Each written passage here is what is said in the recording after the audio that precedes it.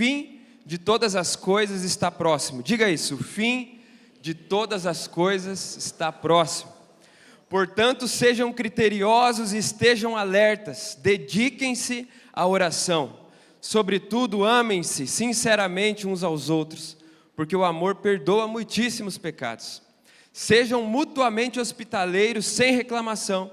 Cada um exerça o dom que recebeu para servir os outros, administrando fielmente a graça de Deus em suas múltiplas formas. Amém? A Bíblia fala muito a respeito dos últimos dias, existem diversas profecias a respeito do final dos tempos. Daniel, Ezequiel, Joel, Isaías, o livro inteiro de Apocalipse é a respeito desse tema, e é importante que nós compreendamos aquilo que está escrito na palavra de Deus, porque isso desperta em nós a responsabilidade para esse tempo em que estamos vivendo.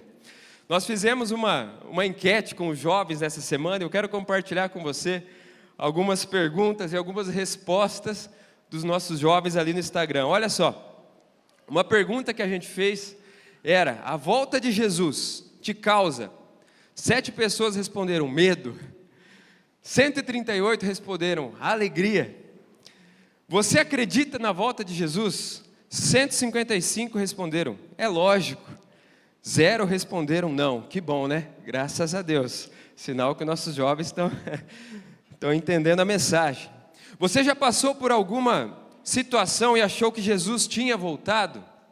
36 responderam sim, eu comecei a pedir perdão dos meus pecados. 2 responderam sim, fui ligando para a galera crente que eu conheço. Já pegou o telefone e ligou para algum crente, né? Não, esse aqui se ele atender, porque Jesus não voltou. 28 responderam sim, saí procurando minha família em casa. Quem nunca, né? Eu lembro quando eu tinha uns 12 anos, quando comecei a entender sobre a volta de Jesus, e aquilo gerou um medo no primeiro momento em mim, né? Eu ficava todo momento, será que Jesus voltou? Parecia que eu estava até ouvindo as trombetas. E o meu avô é o cara mais santo que eu conheço, né? Então, ele morou sempre do lado de casa. Quando eu achava que Jesus tinha voltado, por algum motivo eu corria lá, olhava se o meu avô estava lá. Se o meu avô estava, Jesus não voltou. 37 pessoas responderam não, acho que ainda vai demorar muito. Olha, não vai demorar não, preciso te falar, e eu vou mostrar para você hoje como está as portas. Você já leu o livro de Apocalipse? 72 pessoas responderam sim.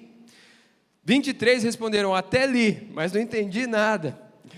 18 responderam não, tenho medo. E 1 respondeu, prefiro não saber dessas coisas. Quando você achou que Jesus ia voltar? Olha só, 20 responderam 2012, tinha uma profecia, né, de Nostradamus, que 2012 o mundo ia acabar, não acabou. 42 pessoas responderam, quando a pandemia começou. Quem não achou que o mundo ia acabar, né? 12 pessoas responderam, temporal em Cascavel em 2023. Foi feio mesmo ano passado, né? 5 responderam, greve dos caminhoneiros. Não tinha combustível, não tinha comida no mercado. Olha outra pergunta, sobre a volta de Jesus e o fim dos tempos, qual a sua linha escatológica? 2 pessoas responderam pós-milenismo, 7 responderam pré-milenismo, 29, arrebatamento pré-ira, 22 responderam arrebatamento pós-tribulacional, e 13 responderam, o que é isso? Não sei do que você está falando. Talvez você esteja aí também pensando, o que é isso? Olha só, esse tema ele é muito complexo e muito profundo, não tem como eu abordar isso aqui em profundidade em 20, 30 minutos, mas eu quero pelo menos te dar um panorama, pelo menos falar com você os pontos principais que você precisa entender, ter no seu coração a respeito da volta de Cristo. Primeira coisa que eu quero te falar é que a volta de Cristo precisa trazer em nós uma perspectiva de alegria. Você precisa pensar nesse tema, no fim dos tempos, com uma perspectiva de esperança, de fé, de alegria. O mundo vem de uma perspectiva de caos. Hollywood produz lá seus filmes cinematográficos com um final apocalíptico terrível, né? É a escassez total, é fome, são doenças, são vírus que acabou com a humanidade. Quando você assiste lá Apocalipse Zumbi, o livro de Eli, Eu Sou a Lenda, e tem vários filmes que falam sobre um cenário apocalíptico, e todos eles é um cenário de caos, de escassez, terrível. Mas a grande verdade é que o fim dos tempos, ele é glorioso, porque é o justo rei vindo governar sobre tudo e sobre todos. É novos céus, é nova terra, é o justo governando. Então nós como igreja temos que declarar: Maranata, a hora vem, Senhor Jesus, com esperança, com alegria. Essa tem que ser a minha, a sua perspectiva, amém? Você pode dizer: Maranata, Maranata, a hora vem, Senhor Jesus. Essa tem que ser a nossa oração todos os dias. Vem, Senhor, vem buscar a sua noiva. Eu gosto muito de uma frase de Billy Graham, onde ele fala que eu li a última página da Bíblia e vai acabar tudo bem. Olha, fica tranquilo, vai acabar tudo bem, está escrito aqui, a última linha da Bíblia, vai acabar tudo bem. Esse é o final da história. Eu gosto muito também de uma frase do Dr. Russell Shedd, onde ele fala que a escatologia bíblica não tem o objetivo de responder às minhas curiosidades, mas de despertar a minha responsabilidade. Tiago, por que falar sobre esse tema? Porque isso desperta em nós nossa responsabilidade. O rei está voltando, nós fazemos isso até que ele venha, e existe um encargo sobre nós, uma responsabilidade de anunciar a sua volta, para que mais pessoas, o máximo de pessoas, sejam salvas. Isso tem que queimar no meu coração e no teu coração, até que ele venha. Esse tema é bastante complexo. Eu coloquei ontem um diagrama, passei com os jovens, a gente falou um pouquinho disso aqui, não tenho tempo de abordar isso com você, mas só quero resumir que a volta de Cristo, ela acontece em duas principais etapas. A primeira é o arrebatamento dos salvos, aqueles que serão salvos, que entregaram a sua vida a Cristo, serão arrebatados, assim diz a palavra, está lá em Tessalonicenses 4, 16 e 17, Jesus falou sobre isso. Na versão atualizada 2024, estarão dois pilotando um avião, de repente o piloto será levado, o copiloto será deixado, estarão dois dirigindo na BR-277, de repente um será levado, o outro será deixado. É isso que vai acontecer, será num piscar de olhos o arrebatamento, vai acontecer repentinamente. Essa é a primeira etapa. Se iniciam aí 7 anos aqui na terra, uma grande tribulação, e lá no céu, nós que seremos salvos, estaremos junto com ele nas bodas do Cordeiro, e também no tribunal de Cristo. Depois, a segunda parte da vinda, da volta de Cristo, ele volta, ele vem de maneira visível e implanta aqui na terra o seu reino milenar. Em resumo, muito resumidamente é isso, porque tem vários, inúmeros detalhes, taças, selos, etc., guerras, inúmeras coisas que vão acontecer, mas eu não vou me deter aqui sobre isso. Se você quer aprender mais sobre esse tema, eu recomendo que você entre lá no nosso site, Nibe Cascavel, Escola da Palavra, tem uma matéria maravilhosa do nosso pastorzão, Panorama do Apocalipse. São 8 aulas, 1 hora cada aula, você faz ao tempo que você quiser e puder, e é um ensinamento maravilhoso que desperta o nosso coração. Eu recomendo que você faça. Eu quero ler um outro texto aqui contigo, esse texto que eu citei de Tessalonicenses. 1 Tessalonicenses 4, 16 e 17 diz o seguinte: pois dada a ordem com a voz do arcanjo, o ressoar da trombeta de Deus, o próprio Senhor descerá dos céus, e os mortos em Cristo ressuscitarão primeiro.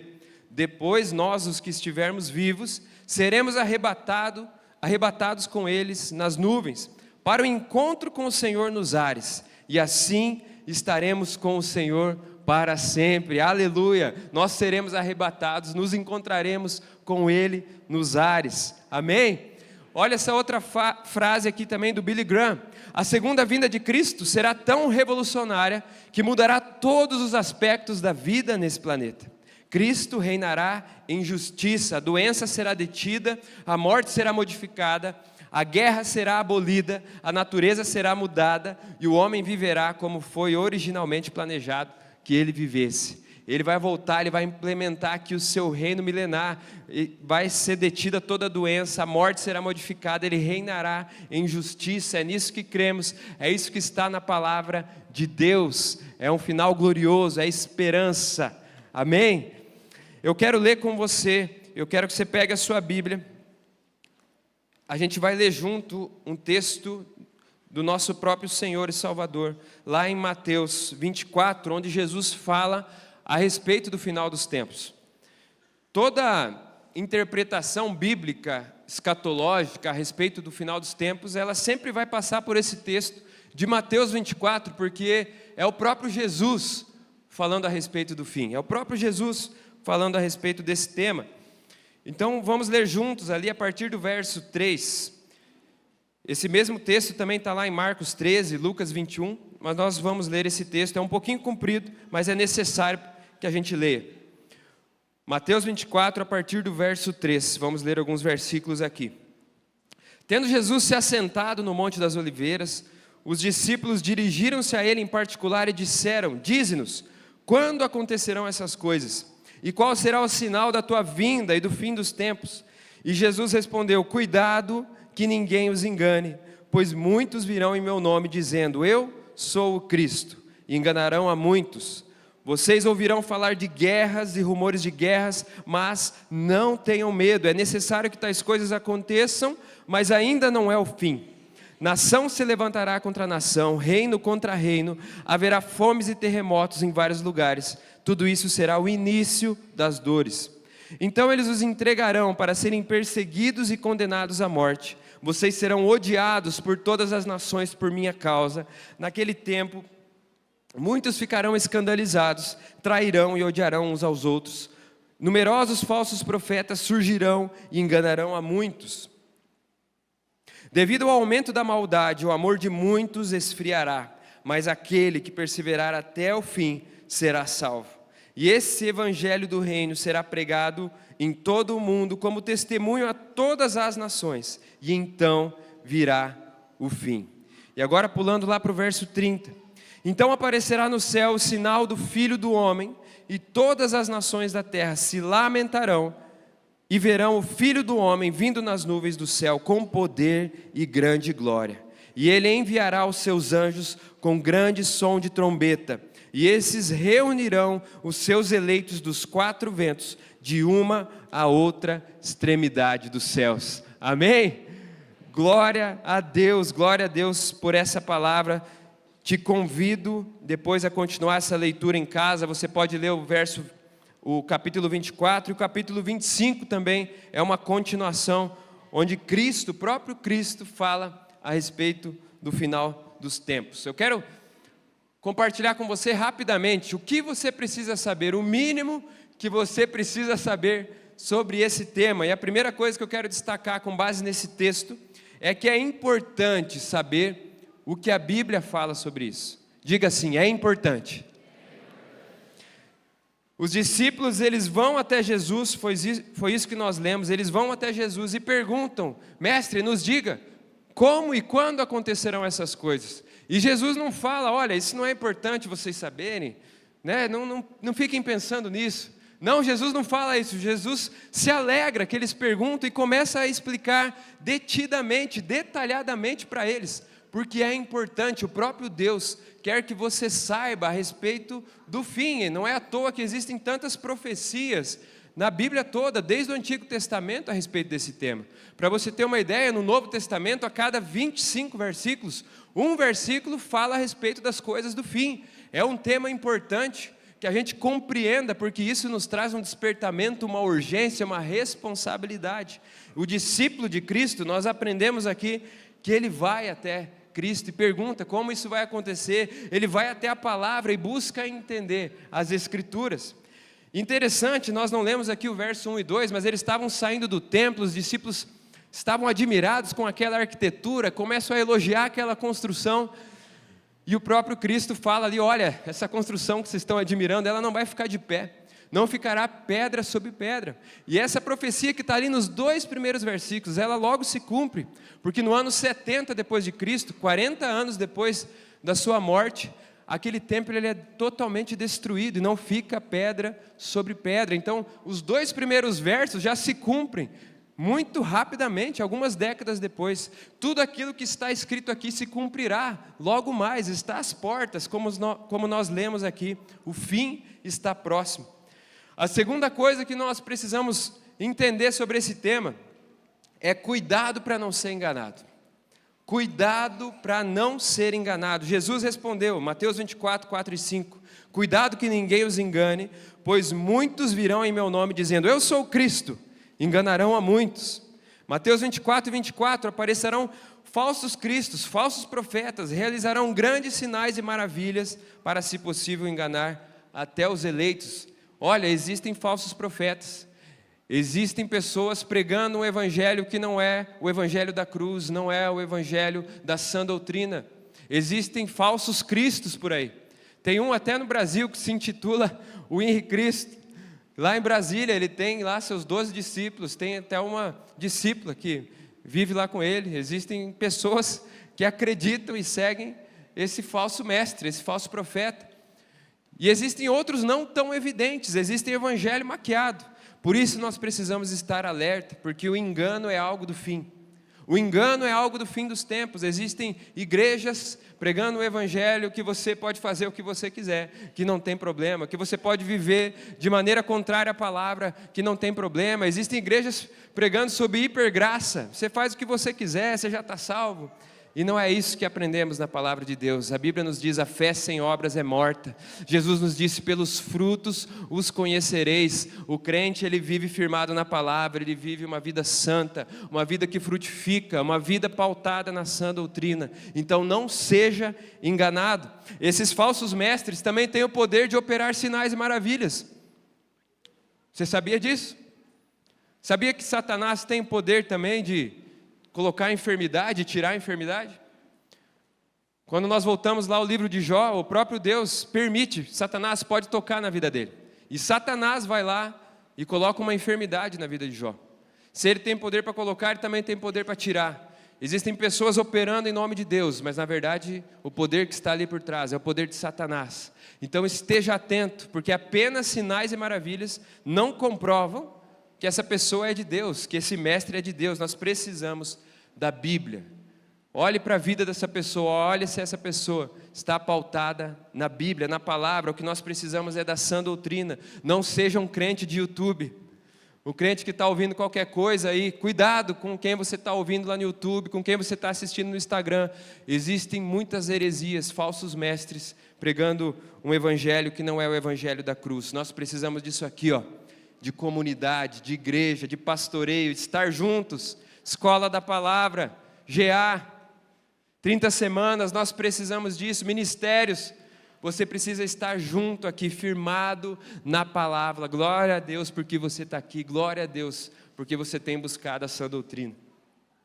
Terceira coisa que eu quero destacar com você, nesse texto de Mateus 24, que você precisa saber a respeito do fim é: não tenha medo.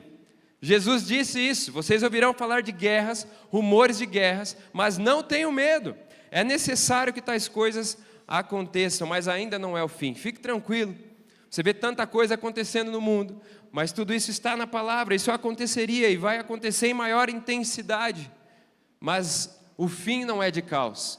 O fim é de esperança, de alegria, novos céus e nova terra, um fim glorioso. O justo governando, o leão da tribo de Judá, fazendo justiça em todas as nações e governando com justiça e equidade. A quarta coisa que você precisa saber a respeito do fim é que a volta de Jesus será física e visível. Todo olho verá, diz a palavra. Então aparecerá no céu o sinal do Filho do Homem, todas as nações da terra se lamentarão e verão. Todas as nações em todo o globo terrestre verão o sinal do Filho do Homem, vindo nas nuvens do céu, com poder e grande glória. Não confunda isso com a primeira etapa, que é o arrebatamento. O arrebatamento será subitamente, ele pode acontecer agora. Talvez eu nem termine essa mensagem. Ele pode acontecer a qualquer momento. Jesus pode voltar agora, e aqueles que estiverem prontos vão subir com ele. Agora, depois dos 7 anos que eu falei com você lá no início, da grande tribulação, enquanto nós salvos estaremos lá nas nuvens, lá no céu com Cristo. Após esses 7 anos, ele vai voltar de maneira visível para implementar o seu reino sobre a terra. E como diz aqui Mateus 24 e 30, todo olho verá, todos os verão. Lá em Atos 1 e 11, quando Cristo está ascendendo aos céus, e os discípulos estão olhando aquela cena maravilhosa, os anjos vêm ao redor deles e falam: Galileus, como ele está subindo, ele voltará, dessa mesma maneira que estão vendo ele subir, virão ele voltar. A volta de Cristo, ela será repentina, ela será visível, ela será física, ela será audível, será majestosa, será vitoriosa, ela será grandiosa, será soberana, será inescapável. Todo olho em todo o globo terrestre, todos verão a volta do nosso Senhor. Amém? A quinta coisa que você precisa guardar no seu coração sobre esse tema é que Deus não perdeu o controle. Guarda isso aí no seu coração. Deus não perdeu o controle, meu irmão. Você pode repetir isso comigo? Deus não perdeu o controle. Ele está no controle de tudo, pode ficar tranquilo.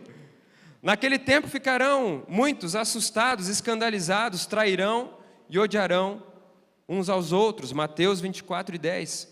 Mateus 24:12, o amor de muitos esfriará.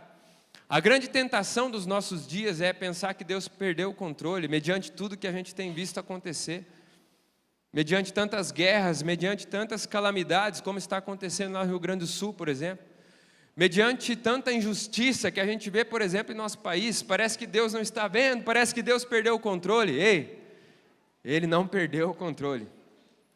Ele não perdeu o controle, são as profecias se cumprindo. Quando nós voltamos lá para Daniel 7, tem uma profecia, o rei Nabucodonosor, ele tem uma visão, ele tem um sonho, e o profeta Daniel vai lá e interpreta aquele sonho. O rei Nabucodonosor, ele viu uma estátua, nessa estátua tinha uma cabeça de ouro, tinha um tórax de prata, tinha um abdômen de bronze, e tinham pernas de ferro, pés misturados de barro e de ferro, e tudo isso representa todos os impérios que já existiram e existem na humanidade.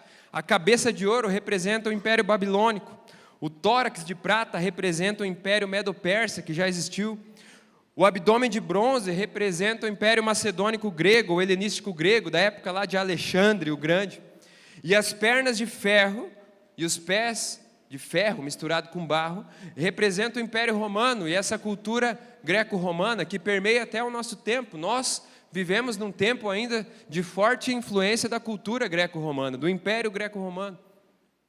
Na linguagem, na arquitetura, as línguas que falamos, todas têm origem greco-romana. O inglês, por exemplo, tem origem do latim, que é da cultura greco-romana. Então, essa imagem que ele estava visualizando, e Daniel tem ali uma interpretação da parte de Deus, representa o domínio de Deus e o controle de Deus sobre todas as eras. Ele não perdeu o controle, está tudo na palavra. E de repente, nesse sonho, nessa visão, vem uma pedra do céu e ela atinge os pés de barro e de ferro.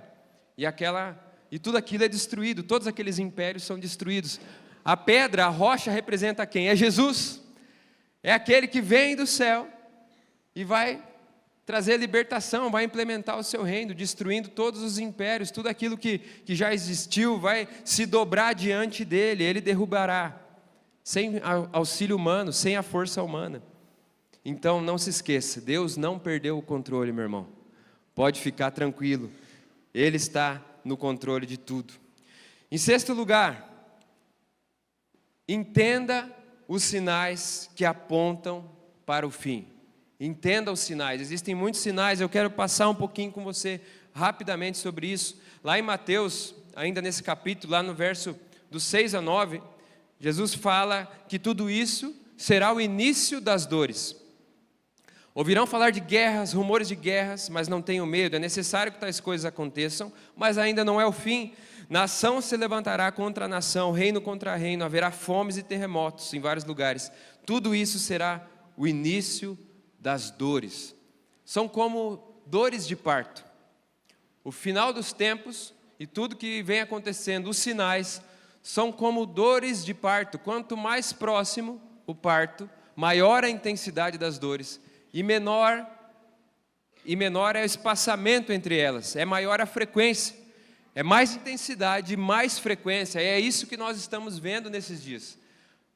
Tiago, sempre existiu guerra, sempre existiu terremoto, sim. Sempre existiu fome, sim, mas na intensidade em que estamos vivendo, na frequência em que estamos enxergando, tudo isso aponta como Ele está às portas, como Ele está voltando.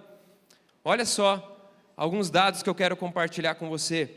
Primeiro aqui a respeito de guerras. Sempre tivemos guerras, sim, mas nunca tivemos numa proporção tão grande quanto estamos vivendo. Esses dados aqui, eles mostram no século XVI, por exemplo. Aqui nessa coluna são mortos relacionados a guerras, 1,6 milhões de pessoas. Século XVII, 6,1 milhões. Século XVIII, 7 milhões. Século XIX, 19 milhões de pessoas. Século XX, Primeira, Segunda Guerra. E as guerras que estão acontecendo, 109,7, praticamente 110 milhões de pessoas mortas em função de guerras. Olha o número disso, olha a intensidade disso. Tudo isso aponta para o final dos tempos, como o nosso próprio Cristo falou. Quando você olha para Israel, e Israel é um timer do Apocalipse, Israel é um cronômetro do final dos tempos. Quando, lá no primeiro século, após a morte de Cristo, Israel, como era previsto lá em Ezequiel, Israel começa uma grande dispersão de judeus por todo o globo terrestre. Isso estava previsto lá em Ezequiel já. E no mesmo livro de Ezequiel existe uma profecia que ele ajuntaria o seu povo novamente, ele ajuntaria o povo judeu novamente ao final dos tempos. E é o que vem acontecendo. Desde ali do século XVIII, XIX, os judeus começaram a voltar para a sua terra natal, principalmente depois da Segunda Guerra. Até que em 1948 foi criada a nação de Israel novamente, foi criado o Estado de Israel. Tudo isso é um cumprimento das profecias, meus irmãos. Está tudo preparado, está tudo se ajuntando, tudo se preparando. Quando nós olhamos a respeito dessas guerras e dos ataques a Israel, tudo isso mostra o que estava previsto nas Escrituras. Desde sempre houve um ataque da região leste ao território de Israel, ao povo de Israel. Região leste, toda a região da Palestina, Irã, o grupo terrorista Hamas, enfim, todo esse ataque que existe dos árabes, dos palestinos, sempre existiu desde que o mundo é mundo. Mas ao final dos tempos existirá, e está em Apocalipse, está na palavra, está em Daniel também, um ataque dos reinos do norte. E quando fala dos reinos do norte, é Rússia, é China, é aquela região. E é o que a gente vê se movimentando. Existe uma preparação da Rússia e da China e outros países para atacarem o Ocidente. Isso está efervescendo cada dia mais. E se é um ataque para o Ocidente, obviamente é um ataque também para Israel.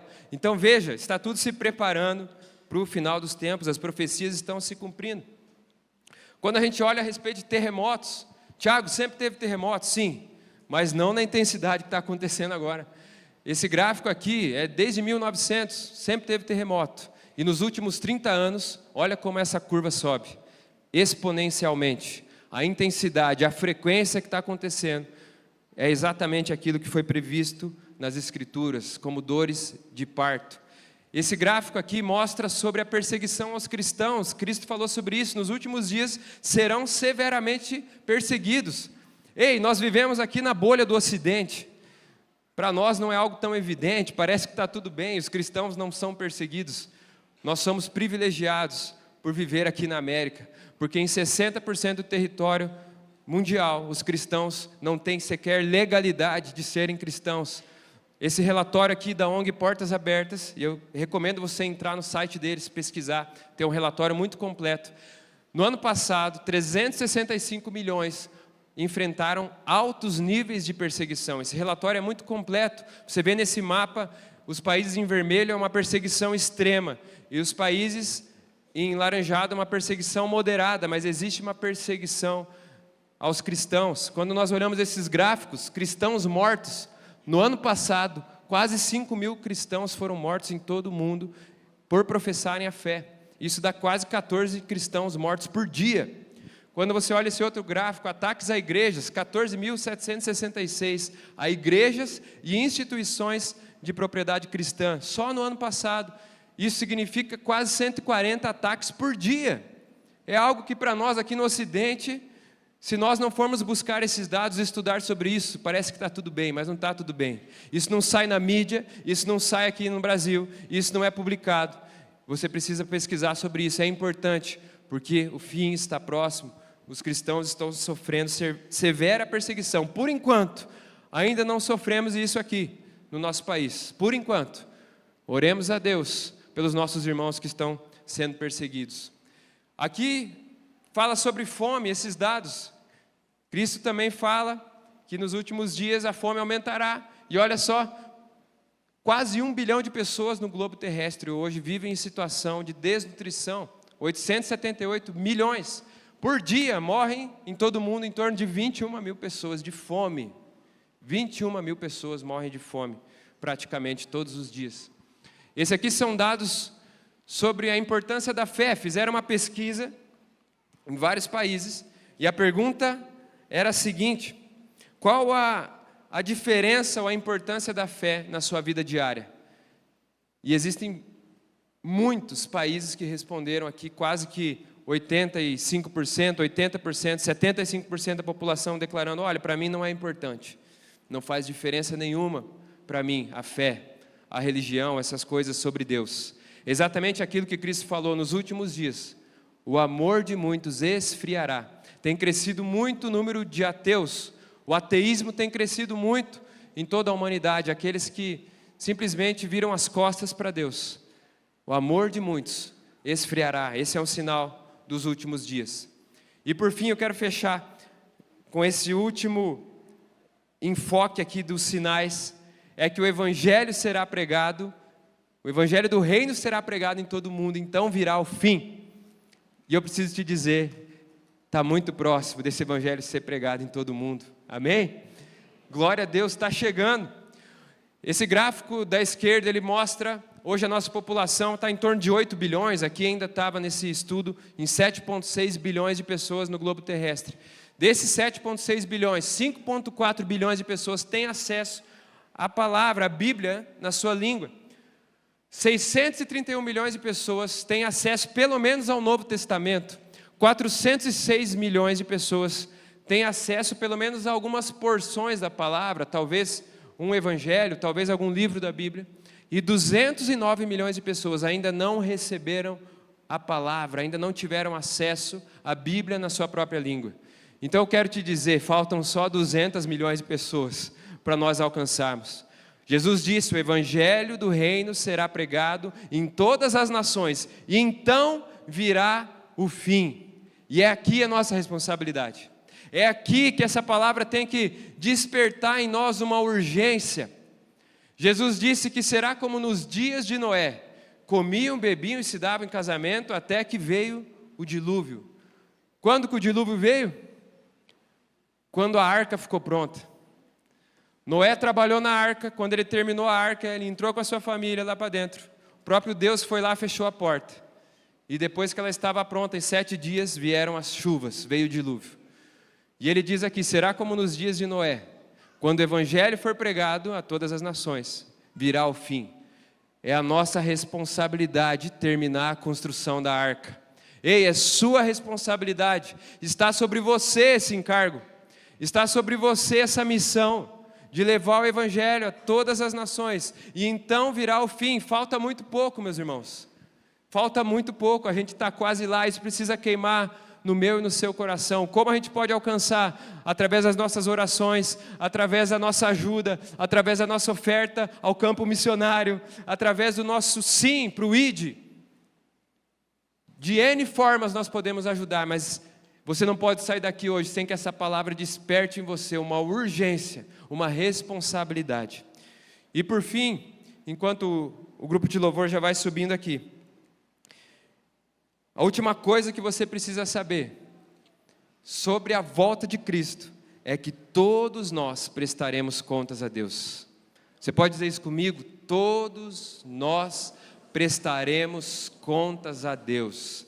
Romanos 14:12, cada um de nós prestará contas de si mesmo a Deus. Haverá um dia que todos estaremos diante dele e daremos conta daquilo que fizemos, em como respondemos ao sacrifício que ele fez na cruz. Se nós entregamos a nossa vida para ele, acreditamos nele, vivemos por ele, ou se nós simplesmente viramos as costas e preferimos viver a nossa vida, focar na nossa carreira, focar no nosso patrimônio, focar nas coisas que gostamos, nos nossos hobbies, ou se nós entregamos a nossa vida pela sua causa e para alcançar pessoas. Haverá um dia que todos, não haverá um, que ficará impune do início ao fim de todas as eras. Todos estaremos diante dele.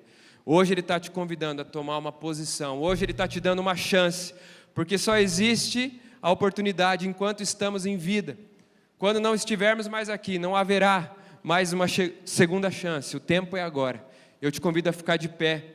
Nós vamos cantar essa canção e depois eu quero orar por você. Que Deus desperte o seu coração, porque Ele está às portas. Amém?